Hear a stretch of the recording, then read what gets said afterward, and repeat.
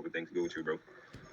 So I'm coming to you because I think I'm at another hump that we need to get to. So first of all, I've been doing really good. I've actually managed to lock in a funded account as a full funded trader. Yeah, so that's what I'm really working on now. Now, blown an account is that's out the window, not happening. But I'm having trouble with growing an account. Um, so my target is right now is just a money target. I would say I target a 1 to 3 to close out my trades completely. But once I hit, let's say, 2% of what I'm risking, if I'm risking 1.5%, once I hit 2% in profit, I partial out what I need to partial out. Now I'm having trouble. Really even getting to that partial part. Most of my trades are coming back to hit break evens, and I'm not taking profit, or I get a SL hit. For the trades that I do get a full TP hit, or I get to take the profit that I need to, I'm basically just heading back to the break evens. All right, so first what you want to do is tell me at what point that the market turns around and hits your basically your break even point. Around that RR, when market turns around and hits your break even point, that will be your area for full TP. So what you will do is not partial out anymore, but hit full TP around the area of where market is most likely to turn around. That'll be your new area, your new RR you will target every single time. All right. So I just sent you guys a video of someone I was helping, and I was just explaining in this RR game. So what I was saying is that when he's in, let's just say, in an entry right here, and market is going up, most of the time what happens is that when he moves the stop loss at break even, the market goes back, stops him out, and he doesn't take any type of profit. Or the next scenario is he's basically entering right here, and market goes up and he takes partial but not just full profit, and then market just goes against him. So one of the things I was telling him is go back to being simple, where this is a 1 to 2 RR, and he's saying that around an area like around 1.5%, market keeps turning around. So this is something that he noticed, and this is something that you see every single time. He knows it. He sees it many times because he's been trading it.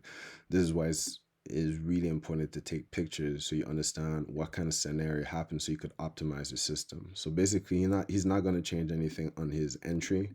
He's not going to change anything on his stop loss percentage, and the only thing is changing is mainly the stop loss and the RR. So this is like a RR gameplay, okay?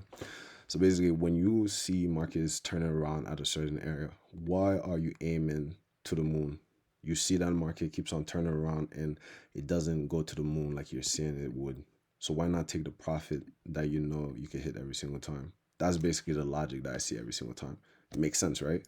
If you're taking an area that you know is going to turn around every single time versus an area that doesn't really fly up to the moon, the higher probability of you cashing in the money would be this formula.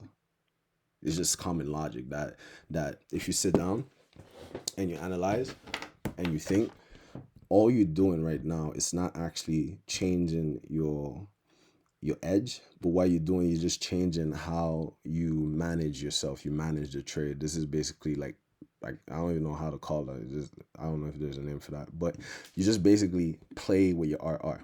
Okay. Now, there's some people as well that they don't want to cash in a 1 to 1 R because they see it's so small. Well, the next thing, if you just don't want a 1-on-1, it looks like it's like chump change to you.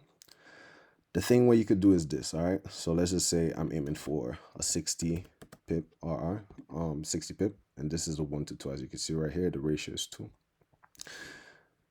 This is why you need to take pictures, but when you start taking pictures and you start analyzing your stuff and you understand what's going on, what you're going to see is when you start taking pictures, what you're going to see is that sometimes when market goes in negative, it doesn't always hit your stop loss. It probably goes in negative a little bit, and then it goes into profit, and then it plays out.